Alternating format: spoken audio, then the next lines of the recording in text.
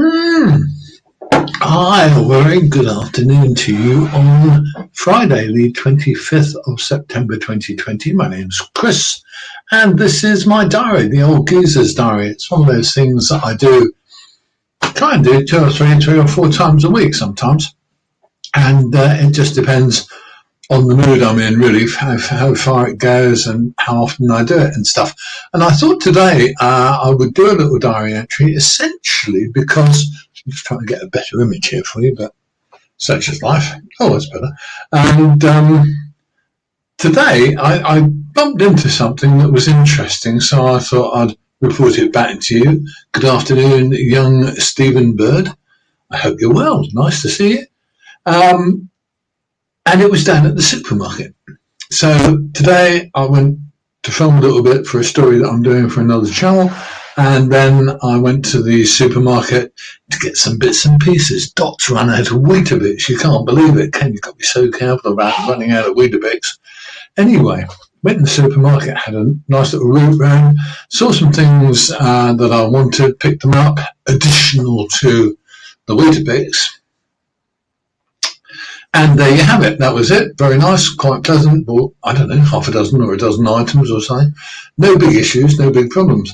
Got to the checkout, and sometimes I'm perverse enough to use one of the automated, self-checkouts. And I don't like the bloody things because I think they do people out of jobs. But in reality, sometimes all the checkouts are full, and you go ahead and use one. So this was in Morrison's. So there I was, whizzing away with my stuff, beep, beep. There you go. And all of a sudden, an alarm went off. And the screen was flashing. Now, what had I done? I'd actually bought four packets of Uncle Ben's rice, because I'd actually run out of Uncle Ben's rice, which is fairly stupid of me anyway, isn't it? So there you go. I'd run out of Uncle Ben's rice, and I thought I'll need to stock up, for goodness sake. But it transpired that I wasn't, I don't know what that is, that wasn't what I was allowed to buy. I wasn't allowed to buy 4 Uncle Ben's rice. I was only allowed to buy 3 Uncle Ben's rice. And the girl came and explained this to me very nicely, in a very friendly fashion, but I was gobsmacked, because I said to her, the truth is, I only bought 4 because they were on special offer. Doesn't the special offer mean that you want people to buy more product? Obviously not. In Morrison's case, obviously not the same as far as buying rice is concerned. Uncle Ben's, I couldn't get my head around it, to be honest with you. And I found it a bit bloody annoying, because I thought it was silly, to be honest with you. If I went in there and I bought 25 of them when they were on special offer a few days ago, that would have been fine.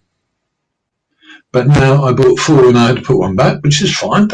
It's not going to bother me a lot, but in reality, it just seems to have got silly, doesn't it? Once again, we're in this semi-lockdown situation, and it seems to have got silly. So let me just have a look at what people are saying. Here's something I don't even understand. What are we talking about here? Mate, got to say this. Who is your favourite TF2 class? The ruler of votes? I don't even understand what that means. There you go.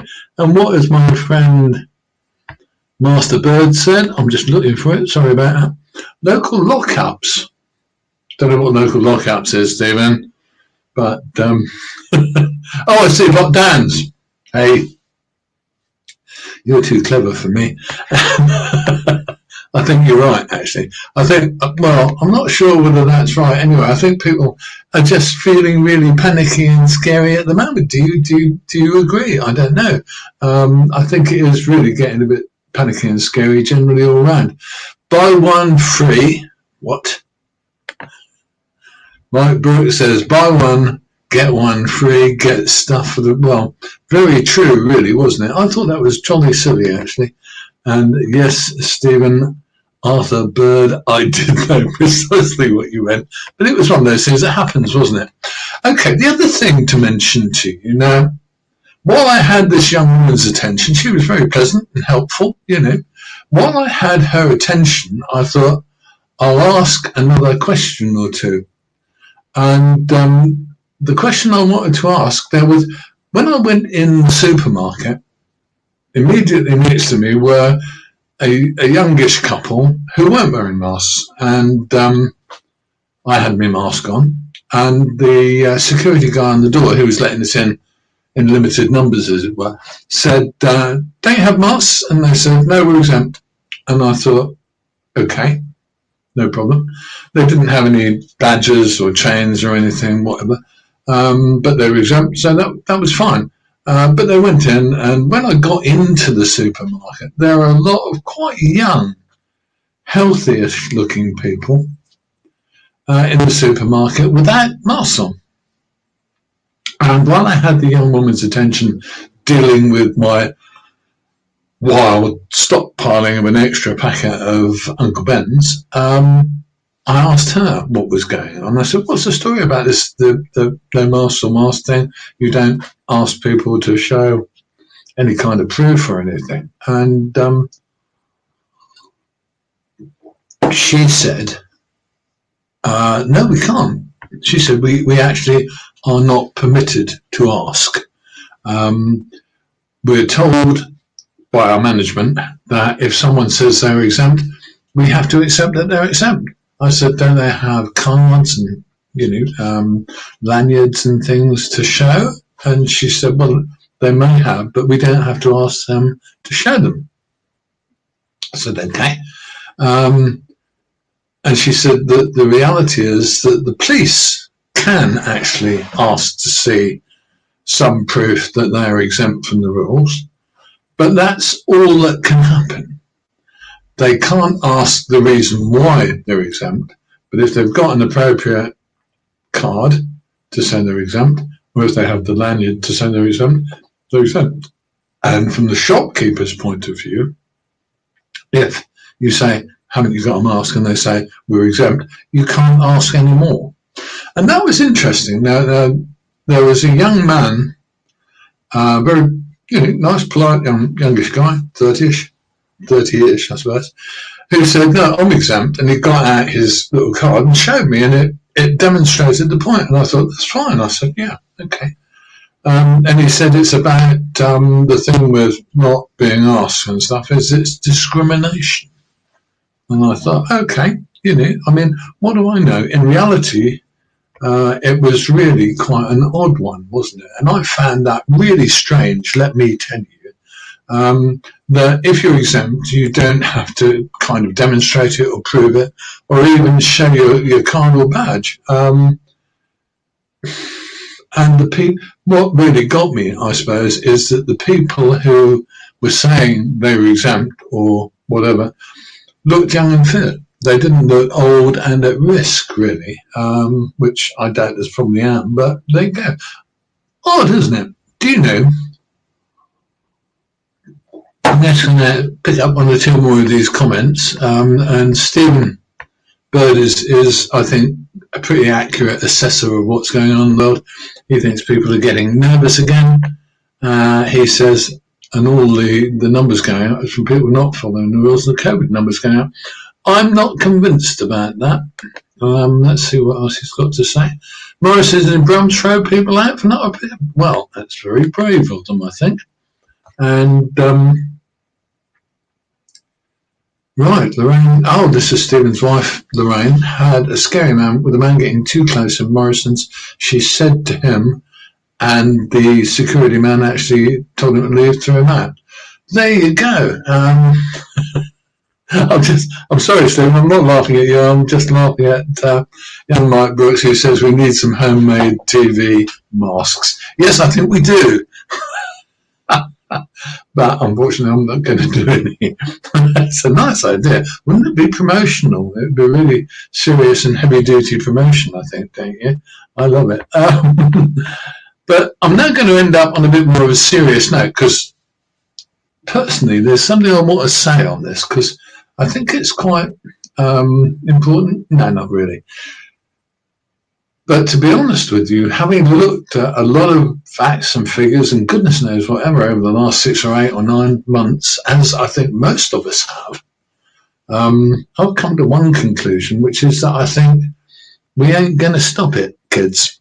The reality, I think, is that COVID-19 and or any progressions of COVID-19 are going to go on for a long time. I think it's not going to be stopped by us or no, it's not going to be stopped by us or anyone else doing lockdowns. It's not going to be stopped by any of that. I think at some point it's going to drag up and catch us all. I don't mean catch us all in a really nasty way. I just think it's going to sooner or later get out of control, and I think it will knock off a lot of old people, maybe like me, I don't know. I really and truly think that's going to happen at some point. And if it's not this COVID, it might be a COVID down the line a year or two. I should put my hand in there, shouldn't I? A COVID down the line in a year or 3 might have the effect, might do it. I think the reality is that given the vaccines, given all the other stuff, we are not in control of this situation. I think the truth is that some of this is more like really is like a natural disaster. If you get a volcano or an earthquake or something like that, I really sincerely think that this is actually if you like, a natural disaster in itself. COVID is a natural disaster in itself, and I don't think we're going to fix it. I think we'll try. We may get a vaccine which may do some of the job, but I sincerely do believe that sooner or later it's going to get a bit more out of hand, and it will bump off people who are kind of, inverted commas, available to get bumped off. Let's see what you're saying now. Our good friend Alan Abbott, I have asthma amongst other ailments and still wear a mask, even though it's a pain with hearing aids and glasses. I think you're doing the right thing, Alan, but having said that, you don't have to, do you? It's up to you, really. Because I'm sure you should be exempt, because you can have serious breathing problems, I know, with asthma, and it's horrible. Young Clive Penning, yep, wearing a mask with hearing aids is a pain. I notice as well that Clive, because Dot, of course, does exactly the same thing. She wears hearing aids. She's been without them the last couple of days, but she has some has a mask on, and she says the bloody things get pulled out. Let's see what we've got here. Yes, it is. Yes, it is. It's a COVID. It's coronavirus. Let's put it that way. It's a coronavirus, which means it has those spiky, sticking out bits. Yes, it is. The reality is that I think there's a lot of diseases. Well, the flu is also, the ordinary flu is also a coronavirus. And so is the common cold. There you go. And the reality is that they are fast mutating viruses, and I think the truth is we're never really going to get ahead of them. That is why we have to change the flu virus every damn year. I'm going for mine next week or the week after. It won't protect me against COVID, as you know, and the reality, I suppose, is that it gives you the protection it gives you for whatever bug is kicking about, but I don't think it's going to do anything with COVID-19. Okay, and Clive, I'm going to let you be getting close to the last guy, I think, here, Clive. Can't see it going unless we're all vaccinated. And I think, to be honest with you, Clive, I think that's pretty much the accurate answer to the whole point. We cannot actually get it sorted unless we all get vaccinated, and I can't see that happening. What are you saying there, Alan? Recently what? Oh, great. Oh, really? Oh, bloody hell, that's a nuisance. Dot had to send both her hearing aids back because one conked out and then the other conked out, which was a complete pain. But I feel some sympathy from you for you from this one, because hearing aids are such delicate things, aren't they? And they can go wrong so easily. And to be honest with you, you don't know what's going on with the damn things. Okay, gents, it is Friday afternoon, and I'm going to go and finish my coffee. It's good Lord, it's nearly 4 o'clock. Dot is watching an awful Muppets movie. I'm going to go and watch one as well. I don't know what someone called the Ruler of Oats has been on the watching end of the channel. Do I watch Annoying Orange? No, it might be me. I'm fairly orange and I'm a bit annoying. Okay, I hope you're all keeping well. I hope you're all looking after yourselves and keeping safe in these dangerous times. Ladies and gentlemen, if you're watching now, if you're watching later, I wish you well, and I wish you would keep well. Okay, I'm Chris. This is the Old Geezer's Diary, and I will see you, I hope. You have to excuse me, eyes looking elsewhere. I will see you soon. Take care of yourselves.